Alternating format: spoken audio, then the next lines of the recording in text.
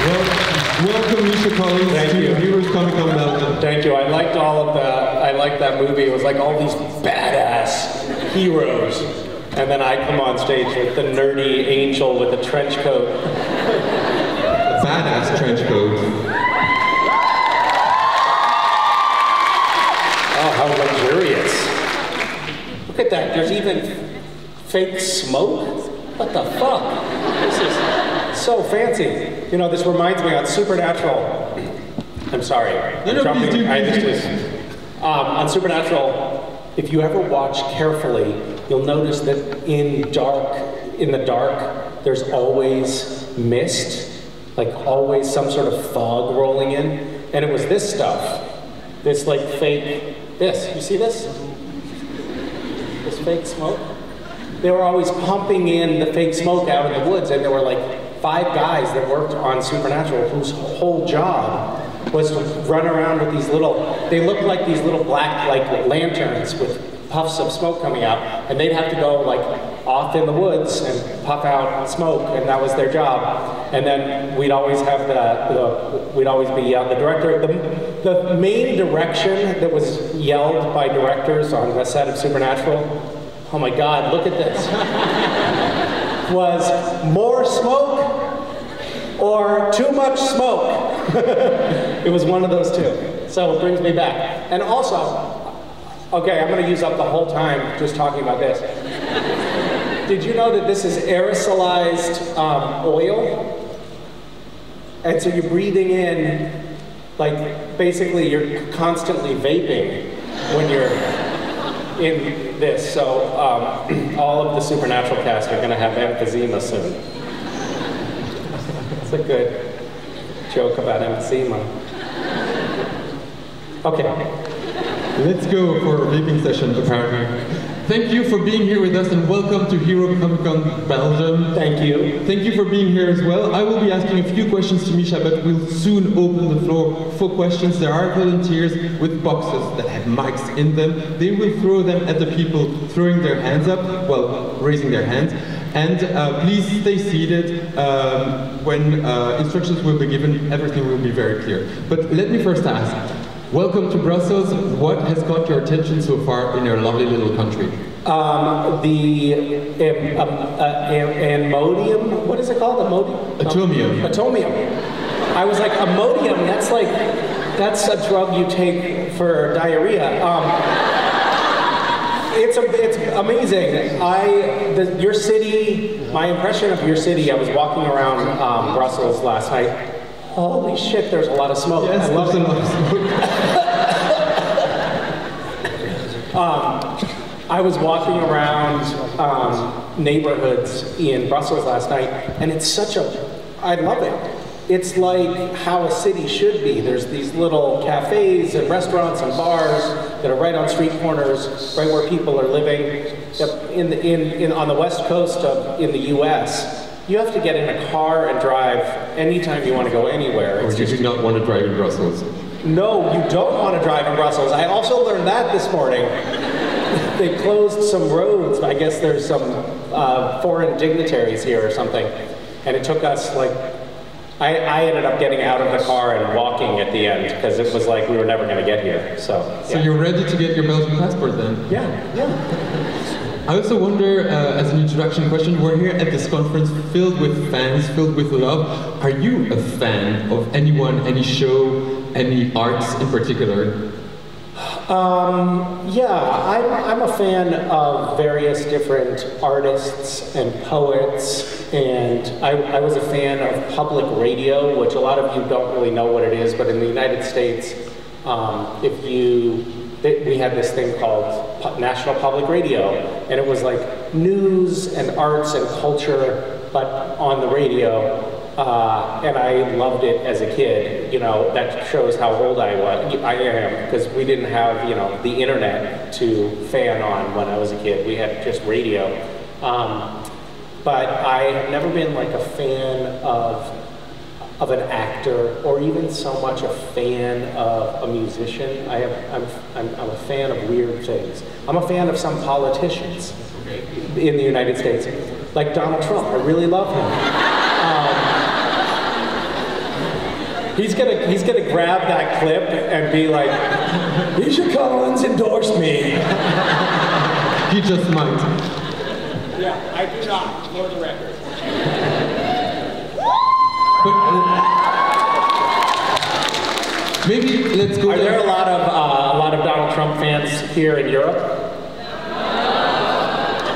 I actually was at an event. Where was I? I think it was in like Sweden or something, and I said something about Donald Trump, and there was one person in the audience who was like, "I actually like Donald Trump," and I was like, "What? How the fuck is that possible?" Anyway, apparently half of Americans like Donald Trump, which is horrifying. Okay. I mean, you guys have your fascists over here too. It's not just us. I mean, you invented it over here in Europe. You know, we're just late to the party with our new fascist. This is good. I've joked about diarrhea, emphysema, and fascism so far. It's a good start. But do you find it easy to talk about? Because it feels like there's no filter. Like we're talking to you, and I find it very comfortable. It's not that common with public figures. That step of being outspoken, where does it come from? You know, I have to be. So I do a lot of fan conventions in the United States, and I have to change the way I talk about it on stage a little bit because I have to be aware that there are a significant portion of the people in the audience who like Donald Trump and vote for Donald Trump. But I also feel like it's everybody's responsibility to be vocal about the things that are important in the world, regardless of whether you have 10 followers on Instagram or whether you have 10 million followers on Instagram. It's your sort of civic responsibility to talk about the things that are important. And so I've never even questioned whether I should be talking about those things publicly or not. It's always felt like, obviously, I have friends who are actors who have large followings who don't talk about politics publicly. And I'm like, what's the point of having a large following if you're not trying to manipulate people? You know? Well, thank you for that. We're gonna throw the mic ball into the audience now, so you can start raising your hand. I still have one question just for the time for the volunteers to find the first victim for a question. So raise your hands and the volunteers will throw it. But before that, Misha, I wondered, you entered this show Supernatural not in the first season. You arrived late on, not knowing that it would be 15 seasons long. When did it hit you that you were actually part of the heroes and not a supporting cast anymore?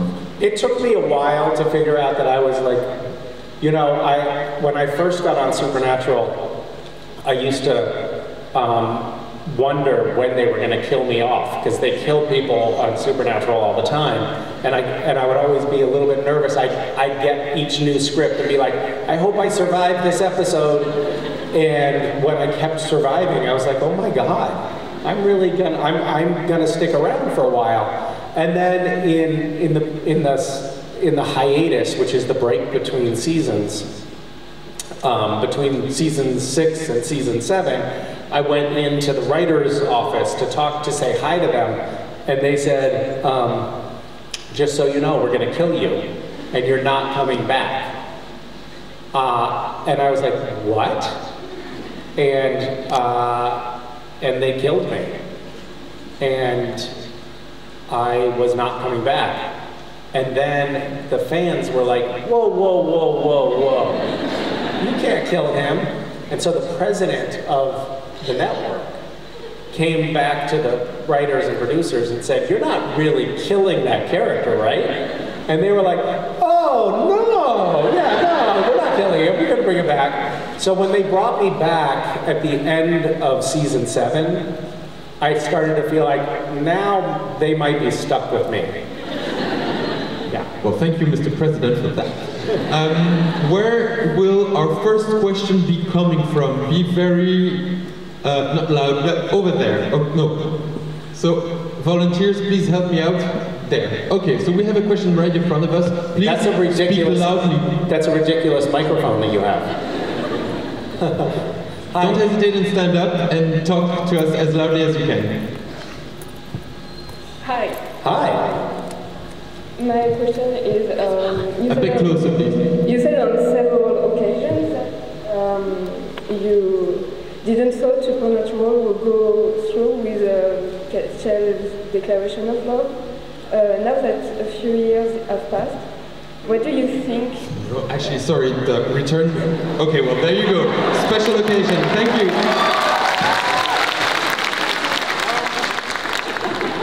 Your microphone isn't working very well. Yeah, thank you. You said on several occasions that you didn't thought Supernatural would go through with Castiel's declaration of love, but now that a few years have passed, how do you think it should be approached or addressed in the reviving eventually? The question is, I didn't think that they were going to, I never thought that they were actually going to let Castiel make a declaration of love on Supernatural, and then they did. And the question is, how do I think it'll be addressed or should be addressed when Castiel and Dean eventually come back in the reboot that's happened. This will be another news story. Misha Collins announces Supernatural is returning and his support for Donald Trump. Just for the record, I think we would all love to do some sort of a reboot or a movie or something at some point, but there is no plan for that right now. So I'm sorry, that was mean of me, what I just did. But I think it would be tragic not to address it directly and have a conversation about it. And I would love to know what Dean says, because he kind of left me hanging. You know? There was a meme on the internet where like Castiel says, "I love you," and Dean is like, "It's supposed to be sunny and warm in Cleveland this weekend." Like, just doesn't, and somebody just showed me that meme like a few weeks ago. I'd never seen it before, and I was like, oh my god, that's actually really funny. So maybe we should reenact the meme somehow. All right. Thanks. Thank you. Given the difficulty to hear the question from the box, I will ask you to line up behind the two mics.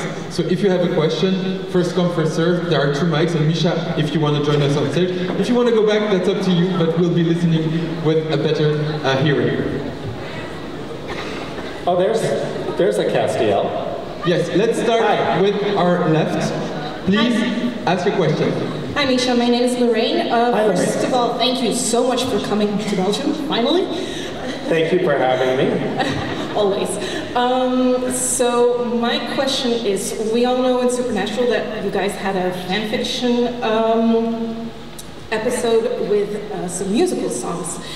And seeing how we know that some of the cast members are also very musical, was there ever talk of doing an actual musical episode with the characters? And if so, what would have been Castiel's theme song? I think Castiel would have sung "Why Are There So Many Songs About Rainbows?" and I think there was talk of a musical episode, and we should have done it. I don't know why we didn't. They did a lot of other really stupid things on the show, so we should have done a musical. Maybe when we revive the series, we can make sure that happens. I was also, when we did the episode that had the Supernatural, the high school musical in it, I was really bummed that I wasn't in that episode. They were like, but Castiel's in it, Misha. And I was like, fuck you. Thank you. So just for the record, I would say that Castiel's theme song is part of your world, from The Little Mermaid. It's what? Part of your world, from The Little Mermaid. Part of the world? Part of your world. From the Little Because Mermaid. Castiel wants to be... I'm sorry, I'm not up on Little Mermaid songs, so I'll have to look it up, but I'll look it up. Thank you very much. Thank you. Your question, please. Hi. Hi Misha, I'm Sarah. Nice Hi, to meet you. I have somewhat of a personal question, not related to Supernatural. Okay, great. I was wondering wondering, what do you like most about living in the USA? And if you had to move to a country anywhere in the world, where would you like to move to? I would love to go somewhere far, far away from Donald Trump. What do I like most about being in the US? It's a beautiful country, and it is actually a very diverse country. We have, you know, it's ironic right now because there's all of this rhetoric in the United States that's very anti-immigrant, but 98% of the population in the United States is either immigrants or descendants of immigrants. The whole country is made up of immigrants. And what that means is there's all of these different pockets of subcultures within the country, and they have all influenced one another, and that can be actually quite wonderful. There's this like big homogenizing, do you know that word? It's yeah, like, I do. Okay, it's like there's this force that's kind of blending all of the subcultures in the United States, which is chain stores, like McDonald's and Burger King and Walmart and all of these other things, and that's kind of like a thing I don't like about the United States, and something that makes me sometimes want to move. There are a lot of things about the country that are great, and there are a lot of things about the country that are easy to want to fix. You know, it's amazing that we have this.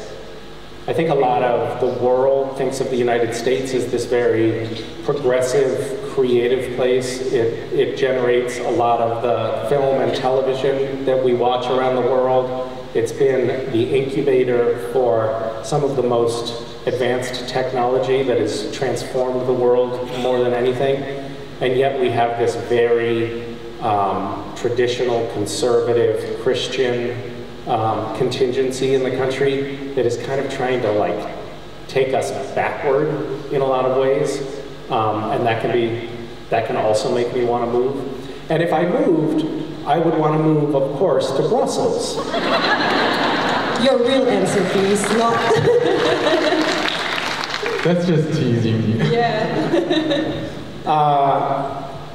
This actually, walking around, I'm not kidding, I was like, oh, this is how cities are meant to be. It is you live in a really beautiful place.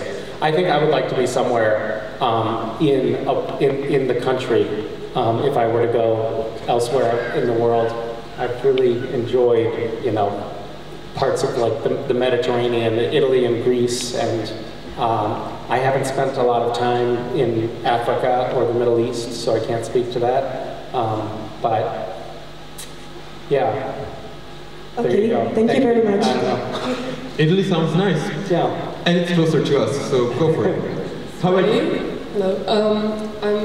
I want to ask a bit more of a personal question. Okay. I've switched schools recently, and my last school was kind of my home for like 7 years.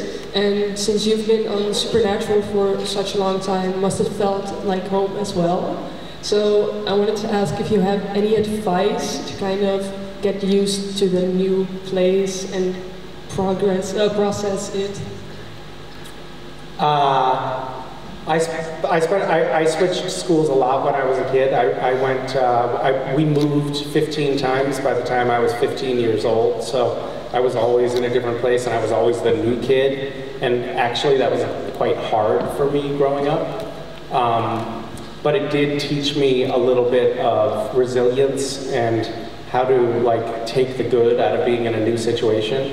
And now I quite love that. I like the adventure of being in a new place and meeting new people, and the opportunity that provides to just kind of be open to new things. If you're in the same place doing the same thing all the time, you can kind of close off to new ideas and fall into a routine. There was a study of people and their perception of time. You know how when you get older, I'm sure we all have noticed this, it seems like time speeds up. You notice that? Like when you were a kid, time really passed slowly, but now it's like, oh my God, that was another year? Shit. But if you do new things all the time, time appears to slow down to you because your brain is collecting all of the new experiences and it makes it seem like time is slowing down, which functionally means you live longer. Routines, if you have a life that's full of routine, one day blends into the next and your mind compresses the timeline. So one advantage of your new experience is that you're going to live longer. Thank you. And that's science. Hi. Hello. My question is, the most part of Supernatural you played Castiel, but you also played different characters like Lucifer and Jimmy, Leviathan, and I was just wondering what your favorite character to play was. I think I had the most, well, first of all, I have to say that my favorite character was just Castiel, you know, because he's the best. But I actually had the most fun playing Lucifer Cass. Mark Pellegrino had played Lucifer already on Supernatural, and so he had sort of established how that character worked. And so on the day that I started filming Lucifer Cass, that morning I went over to Mark Pellegrino's apartment and I asked him, do you have any tips for me? And he said, well, one important thing is in every scene, I look at the other character that I'm talking to, and in my head I ask the question, do I want to kill them or do I want to fuck them? And I found that that was incredibly useful for how the character worked. But also, it's a question that I now ask myself in daily life. So if you come up in autographs and you notice I'm staring at you, I'm just running a little calculation in my head.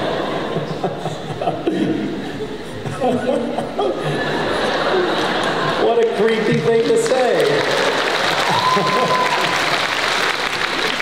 Thank you. Please. Hi. Hi, Misha. My name is Mary. So I have two questions in one. What's your favorite? A bit closer to your mic, please. So my first question is, what's your favorite TV show or thing to do when you have free time? And two, can I call you my friend in an essay? Wait, what was the second? If I'm writing an essay, can I call you my friend in it? In the essay? Yeah. Tell me your name again. Maribel. Mariba? Maribel. Maribel. And where are you from? Estonia. Estonia. And what are your hobbies? I mean, if we're going to be friends, I feel like we should know these things about each other. Drawing. Drawing?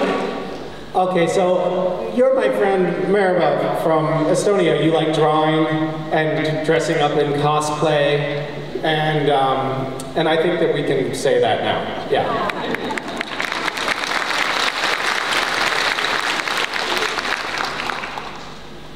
We should probably get some pictures of us like running around town together, just in case your teacher doesn't believe it, you know.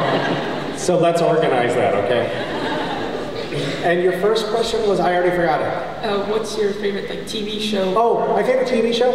Well, I'm watching a show called The Morning Show right now, which is like really wonderful television. It's just such great acting and writing. I can't believe it. I've watched a few things with my kids, so I like those shows better. Arrested Development, Curb Your Enthusiasm, Seinfeld. You know, really sophisticated stuff. Thanks. Thank you. Hi. My name is Belinda. I'm Belinda. Thank you, first of all, for being the huge baby in the trench coat. You helped me through a huge part of my life. Secondly, me and my bestie over there, we drove to Purgatory earlier this year, and you said that was the best convention you've ever been to. So, what do you think about this one? This is the best I've ever been. Yeah, it's great. I mean, Purgatory was great, but they didn't have smoke like this. You know, this is like maximum smoke. Thank you. Thank you. Hi.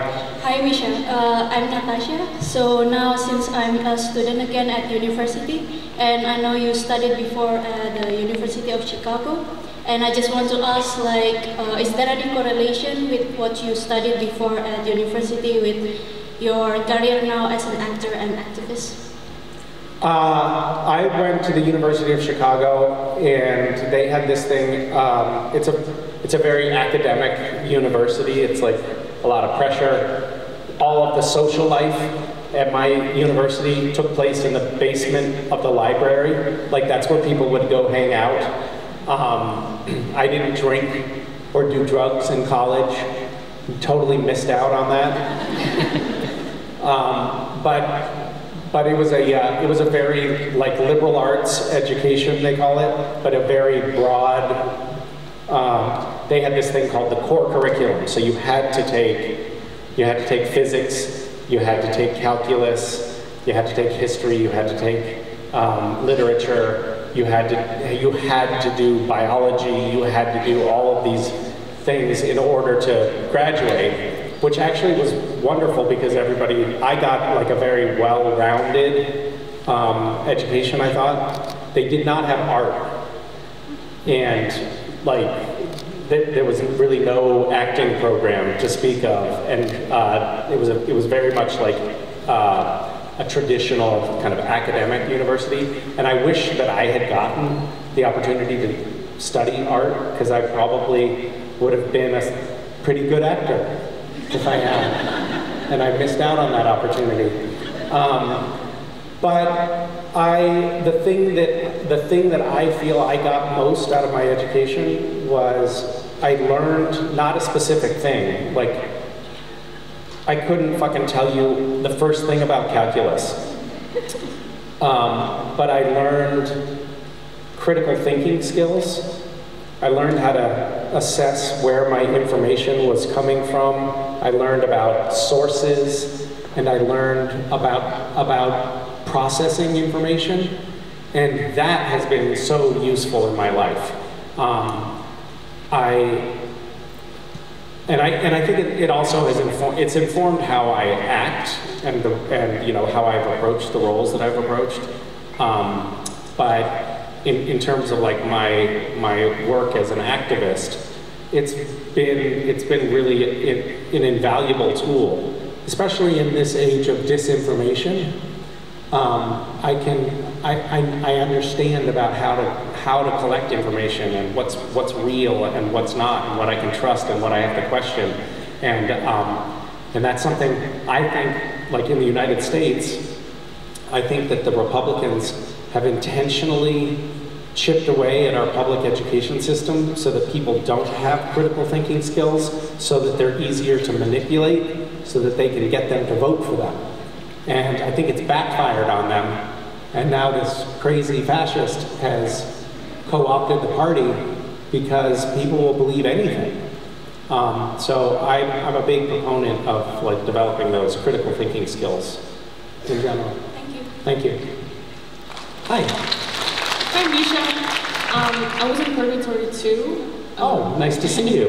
Yeah. I have two questions for you today. Okay. You mentioned earlier that you like Greece and Italy and southern countries in Europe a lot.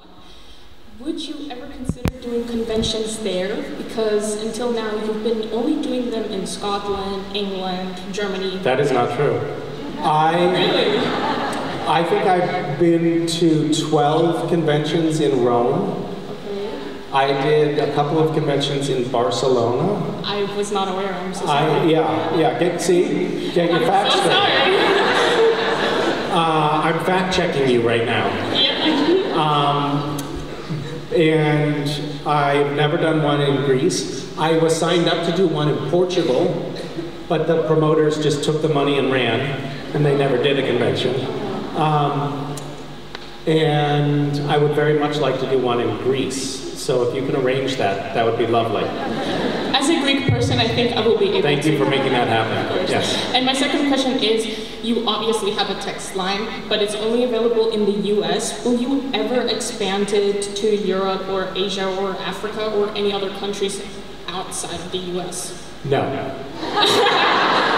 I actually talked to the texting that I do is like with this company that facilitates it, and they're like, yeah, you can text people internationally. We have that technology now, but it's like $2 a text.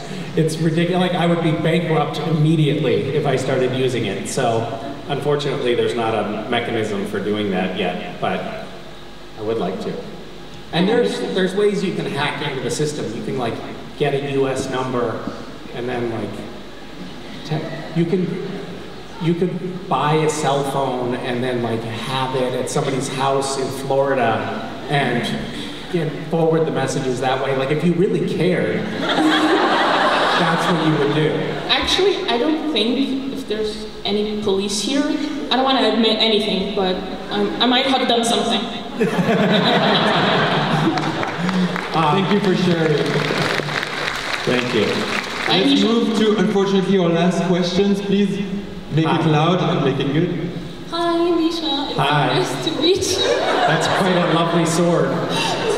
My name is Candice, and my question for you is, since you're an actor, I wanted to ask, what was for you the most difficult scene in Supernatural to act through? Like, what was personally a very difficult scene for you?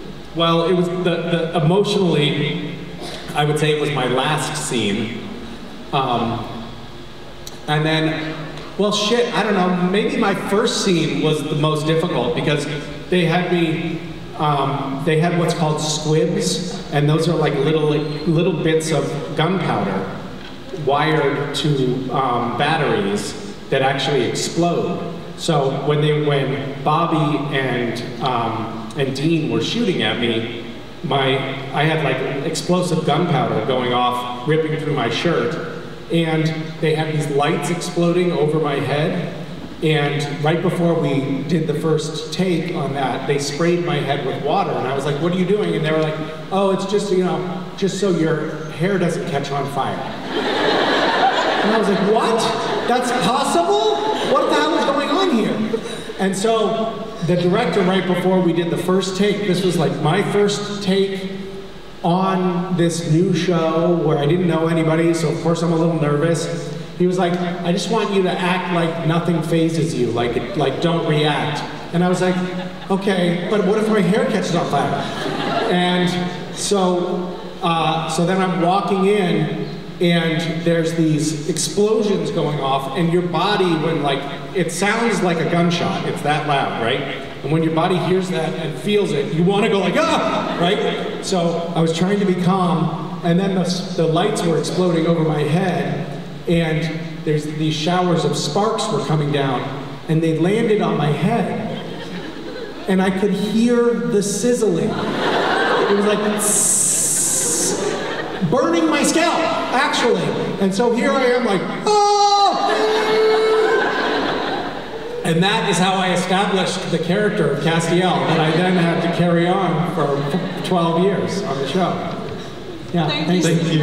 Unfortunately, that's all for the questions. Thank you all. Thank you, Misha. Come say hi and autographs, or come take a picture with me, we'll go take some photos around town to prove that we're friends. Yes. Wherever she went. All right, there you are. Yeah. So, okay. Thank you, Misha. Bye, everybody. Thank you for being here. You can go out through this door or this door, and please remember that you need to go out in order to come back in for the next session. You can meet your heroes at the booth all day long, and there's also